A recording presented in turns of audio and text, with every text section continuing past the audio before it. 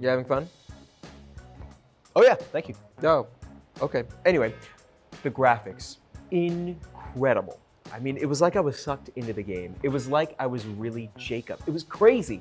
Greatest arcade game I'd ever played. Wow, that's awesome. So tell me where the game is, because I want to play that game. Well, it's in a hidden room, one of those rooms where you find it by not looking for it. Okay, but you found it, so you can tell us where to find it. I don't know. I don't think so. But the graphics, guys, think about it. Think about your favorite game ever, and it was better than that. Okay, are you serious right now? You're really not gonna tell us? You're not gonna, come on, please, tell me, where's the game, please? Okay, listen, it's kind of annoying that you just keep bragging and bragging about this game, but you won't tell us where it is. I mean, what is the point? Look, I heard there's a birthday down the hall. I'm gonna get some cake. This is, Okay, I see. You're waiting until she was gone, and now you're gonna tell me where the game is. I get it, okay, because we're buds. Okay, so where's the game? Come on!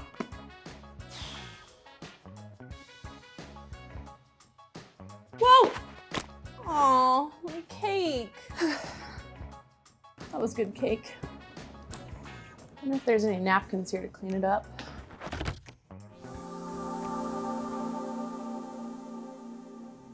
Whoa, one of those rooms you find when you're not looking for it.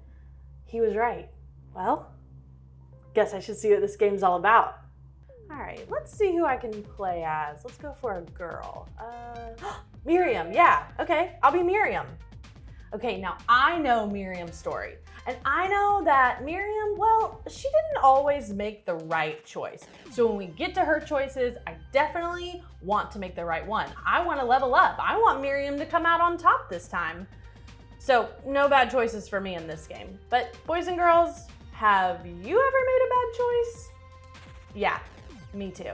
You know, there was this one time when I was little and I was with my neighbors and we were playing that game, Follow the Leader. And the leader, let's call her Amy. She was doing everything fine. Everything she was doing, I was following. It was great until we got to our neighbor's garden. And Amy started pulling some of the neighbor's plants. Now, I didn't actually have to follow everything that she was doing. It was just a game, but I did. And I picked some of our neighbor's plants too. And our neighbor found out and she got so upset because she'd worked really hard on her garden. And then when my parents found out, well, I got grounded. So you could say that I definitely leveled down in that moment. But boys and girls, when we level down, does that mean it's game over for us? All right, let's get into the game and let's talk about it. So last week, Elijah played as Jacob, who we learned was called Israel. And his sons and their families made up the nation of Israel. Now at this point in our story, the Israelites were slaves in Egypt, and there were a lot of Israelites in Egypt, and I mean a lot. And Pharaoh, the ruler of Egypt, well, he didn't like that. So the Bible says in Exodus 2:22, then Pharaoh gave this order to all his people, throw every newborn Hebrew boy into the Nile River, but you may let the girls live. Yikes. So Miriam's mom has a baby boy, but instead of throwing him into the Nile River, she puts him in a basket to float down the river and hopefully live. Now Miriam is watching all of this from a distance, and she sees her brother float down the river only to be found by the Pharaoh's daughter, the princess, who picks up the basket and finds a baby in the basket. Oh, it looks like Miriam's about to have to make a choice.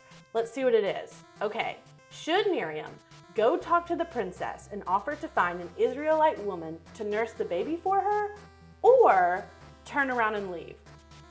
Easy, I know exactly what to do. Miriam needs to talk to the princess and offer to find an Israelite woman to nurse the baby for her, which is exactly what she does in her story. All right, level up. We're doing great so far. So the princess accepts Miriam's offer, and Miriam brings her own mother as the one to nurse the baby boy, which this baby boy wasn't just any baby, by the way. It was Moses, who would be the leader of the Israelites. Now fast forward into our story on our game, and we see that the Israelites are now free from Egypt, but they're not out of Egypt just yet. No, Pharaoh and his men are coming after them, but the Red Sea is in the way. But don't worry, because Moses raises his staff and God parts the waters for them and they get to make it through safely. But not the same can be said for Pharaoh and his men. No, unfortunately for them, the waves of the Red Sea crash over them. Oh, well, it looks like it's time for Miriam to make another choice. So Miriam, who was the first prophetess, by the way, can either, with her tambourine, lead all the women singing and dancing in worship to the Lord for what he did at the Red Sea, or don't thank the Lord. Move on. There's a lot of traveling ahead. Boys and girls, what do you think I should do? Yep, that's just what I was thinking. With her tambourine, lead all the women singing and dancing in worship to the Lord for what he did at the Red Sea. All right, go Miriam, another level up.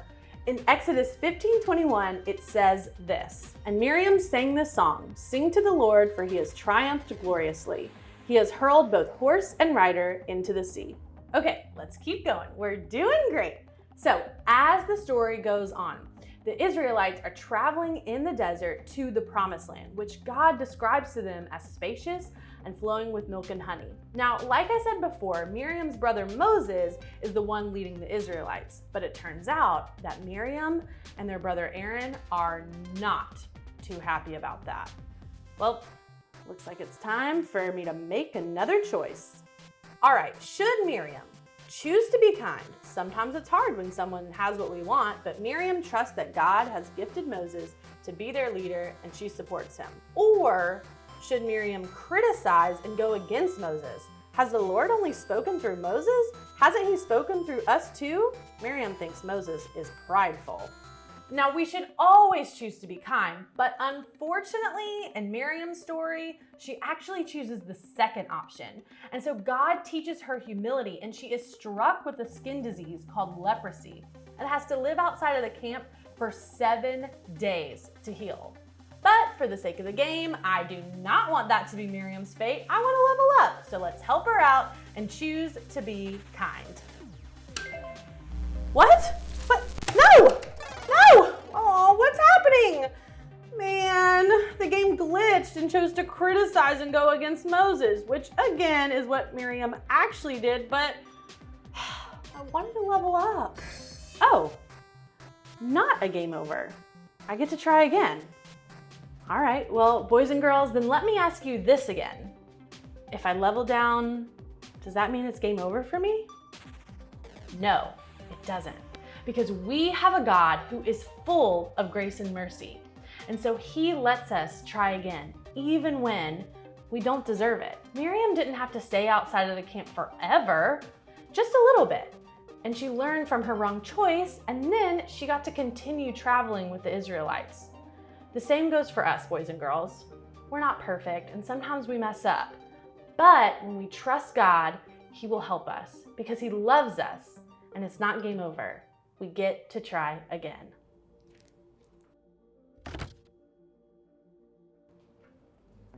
Elijah, guess what? I found it. I found the game. What?